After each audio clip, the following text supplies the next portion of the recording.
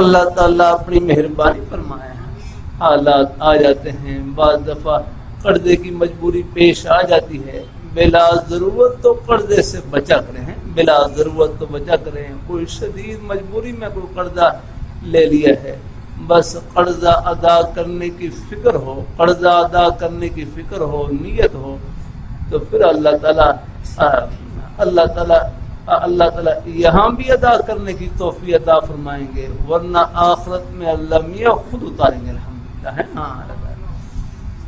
لیکن ادا کرنے کی فکر ہو جاتا ہے۔ ہاں ہمارے حضرت شاہ صاحب رحمۃ اللہ علیہ سے کوئی پوچھتا قرض ادا کرنے کے لیے وظیفہ فرماتے مغرب اور عشاء کے درمیان حسبنا اللہ و نعم الوکیل 500 مرتبہ پڑھ لیا کریں، 500 مرتبہ۔ میں تھوڑا سا نرم کر کے ادا کر دیتا ہوں کہ چلو جتنا ہو سکے 10 دفعہ پڑھ لیں، 20 دفعہ پڑھ لیں، جتنا ہو سکے پڑھ لیں۔ اور بھی دعائیں آتی ہیں نا،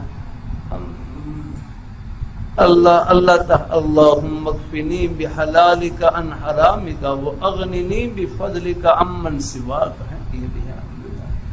اور بھی نیک وظائف الحمدللہ۔ اور دعا کا ہمارے مولانا سی حامی صاحب رحمۃ اللہ علیہ وہ فرماتے درود شریف کھلا پڑھتے رہا کریں، درود شریف کھلا پڑھتے رہا کریں اور دعا کا اہتمام رکھیں۔